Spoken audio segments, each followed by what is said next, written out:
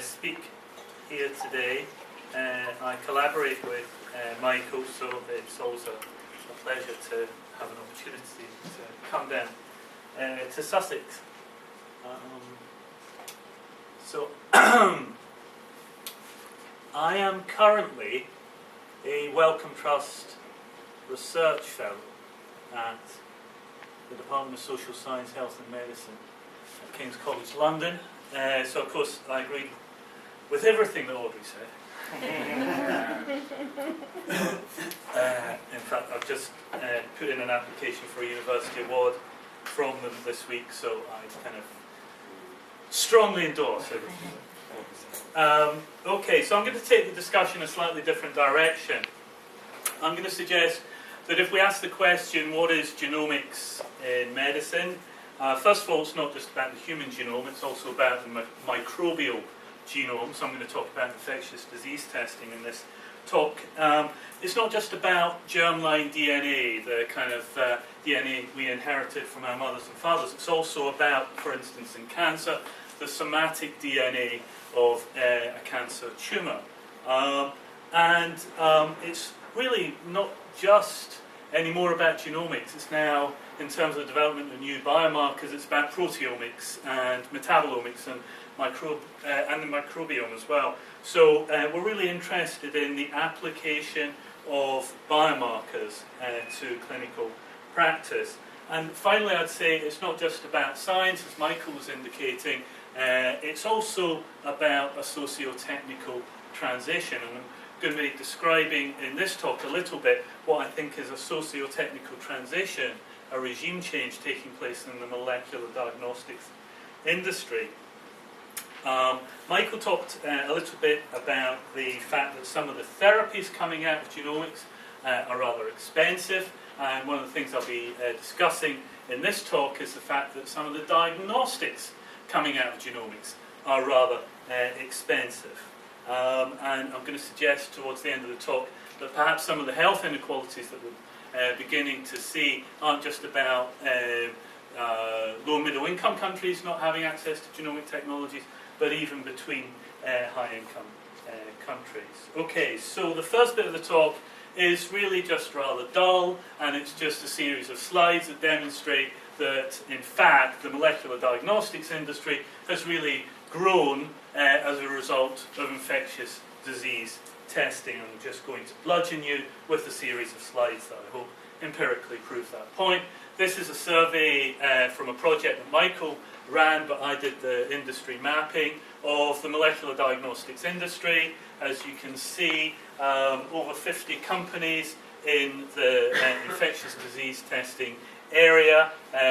More companies in the oncology space, but I think if we interrogated the data, we'd find a lot of them are fairly small new startups, and that there are a lot of the bigger, more established companies generating most of their revenue from this area. Monogenic disease testing is a relatively small part of, in terms of number of firms. Let's look at this another way. Roche Molecular Diagnostics, industry leader in the in vitro diagnostics space, with a very powerful molecular diagnostics company. 6% of their revenue is coming from blood screening, 51% is coming from virology. Okay, the bulk of their income is coming from stuff to do with infectious diseases in one way or another. This is data from United Healthcare, big healthcare provider in the United States. 2010, molecular diagnostic test procedures per 1,000 members of the healthcare, United Healthcare. Infectious disease testing, 66%, 29% other. Again, it just demonstrates how important infectious disease testing is to the molecular diagnostics industry. This is from a very interesting webinar, which is about the economics of creating a molecular diagnostics lab. What we see here, factor V Leiden, one of the most common genetic tests, risk of thrombophilia. In total, 1,554 tests ordered across these three labs, which is obviously completely dwarfed by some of the molecular infectious disease tests. Okay, so I think I have ended that section of the talk. I won't give you any more slides like that. So, what does this have to do with low and middle income countries? What's the significance of infectious disease testing using DNA technologies for low and middle income countries? So I'm going to talk about a little bit about some of my current research, which is about the use of tests for human papillomavirus in cervical cancer screening. And it's a comparative study of the development and adoption of HPV testing in the United States of America, the United Kingdom, and India. Okay, and I should prefigure that by saying I haven't done my Indian field research yet, so don't quiz me too hard about India. Okay, so cervical cancer screening, entrenched technology is cervical cytology, the Pap smear. Cervical cancer screening is widely credited with being the most successful screening test for cancer that's ever been devised, and it's generally seen as being responsible for lowering cervical cancer mortality rates in developed countries. There are screening programs in most developed countries. However, it does have some problems. So it's subjective, it's error prone, it's expensive. In the States, for instance, there are false negative rates of anywhere between 15 and 50%, depending on the laboratory. And in the USA, around 9% of tests every year are too ambiguous to be classed as positive or negative. And critically, for the purposes of this talk, putting in place the infrastructure for cervical cytology is too expensive for most low and middle income countries. Okay, so we can really, a map of the global incidence of cervical cancer is a map of global health inequalities. And apologies for not having a source reference for that slide. Or this one. High income countries, incidence of cervical cancer as a proportion of women's cancers, only 5%. Low income countries, it's 22%. The same point. So the commercial promise of human papillomavirus testing, the limitations of the PAP create a clinical need and a commercial opportunity. So human papillomavirus, what's its relevance to cervical cancer? It is a necessary but not a sufficient cause of cervical cancer to have an infection with a high risk type of HPV. There are over 100 subtypes of human papillomavirus. Only about 15 of them are oncogenic. I think it's around 15. And you have to, even with a high risk type, it has to be a persistent infection. Nevertheless, as I say, it's a necessary cause of cervical cancer. The big global EPI study that was done in the 1990s concluded by 1999 that they could find high-risk HPV in 99% of the cases of cervical cancer that they looked at. Okay, so HPV testing in developed countries where we have cytology could be an alternative to the Pap smear or an adjunct to it. And the companies estimate the potential value of the US market as fairly large. And of course the market in low and middle income countries where it could be used as an alternative to the Pap smear, a cheaper alternative, is obviously huge. So we've got this issue of the expensive infrastructure for cytology, all these people that you need to train and then employ to look down their microscopes at slides, slide after slide, day after day. Okay, so the idea that cervical cancer was caused by sexually transmitted infection had been around for a long time, in fact, centuries. In the 60s and 70s, the candidate was herpes simplex virus. That was eventually discredited. They turned towards HPV. It was a difficult virus to clone, but in 1983, Harold Surhausen and colleagues discovered HPV 16 and 18, the most oncogenic HPV types. Surhausen would eventually win the Nobel Prize for this work. And just a year later, Attila Lorenz, an ambitious young postdoc scientist, joined a company called Life Technologies on the east coast of America to develop an HPV test. They got FDA approval for that 4 years later. in 1988. That test got some kind of market penetration, but was really a commercial failure, and Life Technologies sold their diagnostics division to another local company called Digene, who would go on to dominate the US HPV testing market until the present day. So Attila Lorentz moves to Digene.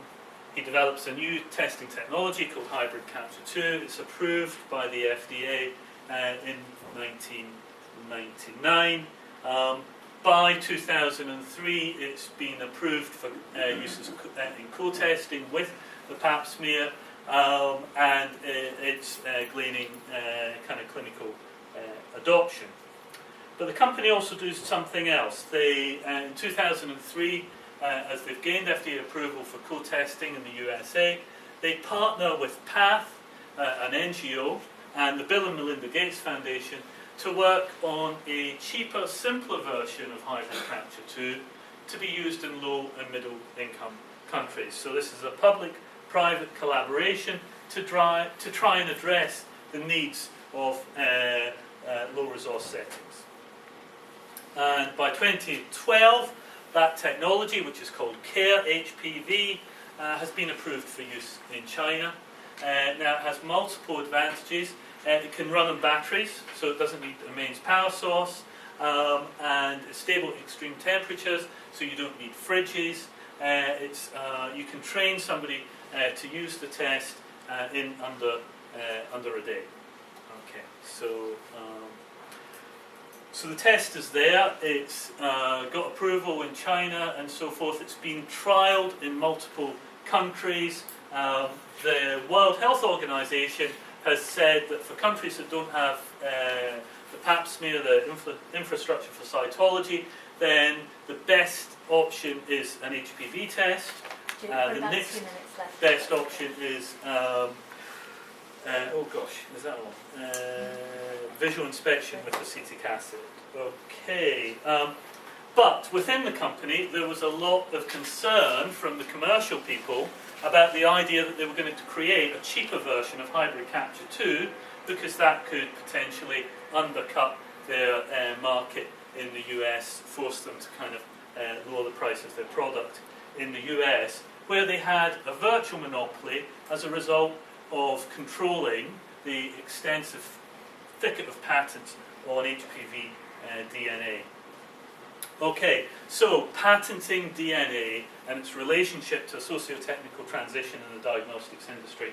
What I want to suggest is that we are seeing diagnostics companies borrow pharmaceutical business models and pharmaceutical marketing strategies. We're seeing the pharmaceuticalization of the diagnostics industry. That's underpinned by the idea that molecularization isn't going to simply transform medicine, but create a fundamental shift in the economics of the diagnostics industry, and that is going to shift the industry from reliance on intellectual property rights and testing platforms to intellectual property rights in biomarkers. So they can create the equivalent of a drug company's market exclusivity on its therapeutic molecule. So as the drug industry shifted in the 19th century from relying on patents on processes to relying on molecule patents, this is the transformation that we're beginning to see in the diagnostics industry. And if you get this kind of intellectual property, then, as Digene suggests in the 2002 annual report, you may generate higher profit margins. So this raises the question of what is the right price for a new molecular diagnostic test? This is just to suggest that, as Roche indicate, perhaps biomarker discovery and development is perhaps not quite as expensive as drugs, but is actually quite scientifically challenging and may have costs. So this is kind of one of the examples of attempts to transform the economics of the diagnostics industry. It's a test for women with breast cancer. So the woman has had surgery. She's trying to make the decision to go for chemotherapy or not. Are you at high, low risk of recurrence of the disease? This is the kind of question that's guiding your decision about whether to go for chemotherapy So this test is a 26-gene panel with a proprietary kind of interpretive algorithm, and it gives you a risk score for your likelihood of recurrence. So it's a prognostic test. It's also supposed to predict the chemotherapy response. Genomic Health launched this in 2004. It's one of the most widely adopted, kind of cutting-edge new cancer molecular diagnostics. It's endorsed in clinical guidelines. Its list price is $4,290. Okay, over $4,000 for a molecular diagnostics test. So many people would say that Oncotype DX is a poster child for personalised medicine. It's often cited as a success. What's happening in the UK? Are we using it in the NHS? So in 2011, NICE, the National Institute for Healthcare and Clinical Excellence, established a new committee to evaluate diagnostics. And they began with an evaluation of not just Oncotype DX, the test we've just been talking about, but two of its rivals, Mammostrat and Mammoprint, and an in-house test called IHC4. So for the purposes of this evaluation, the price that was being quoted for Oncotype DX was £2,500. The price of the in-house NHS test is £150. So in 2012, NICE's provisional guidance says we are not going to recommend use of any of these commercial tests because evidence of clinical effectiveness isn't good enough, leads to uncertainty about cost effectiveness. But we do think the in-house test, IHC4, is promising, but we want more data. So use the test in the NHS, but only in the context of developing more data on its effectiveness. So a year later, NICE is now saying, in Feb 2013, that Genomic Health's Oncotype DX is recommended for use in the NHS. The company has gone back to NICE and offered it a discount. This triggers a re-evaluation by NICE. The discount, by the way, is completely commercially confidential. It's a classic pharmaceutical company tactic to deal with NICE. And NICE are now saying that on the basis of the discount, then they can recommend the use of Oncotype DX. Now, we start with a list price of £2,500 and an in-house competing test at £150. So if we were incredibly generous and suggested that in order to try and build their market in Europe, NICE endorsement is going to be very important to them, so they'd offer a discount of £1,000. You've still got a test that is 10 times more expensive than the in-house NHS version. This has just come out, 27th June 2014, circular from the Directly Commissioned Services Committee. I think we have to wind up pretty shortly. That's it, it's the last slide, saying that we can't afford Oncotype DX, even at whatever discount Genomic Health has given, despite the fact that NICE has given it the green light. So I'd just like to conclude by suggesting that the pharmaceuticalisation of the diagnostics industry has the potential to widen health inequalities, not just between high-income countries and low-middle-income countries, but within high-income countries. It raises profound questions about how we pay for the discovery and development of new molecular diagnostic tests, the relationship between public funding of diagnostic discovery and development and the kind of private capture of the value that's created through some of that R&D. Just like to acknowledge my collaborators and funders, and thank you for listening.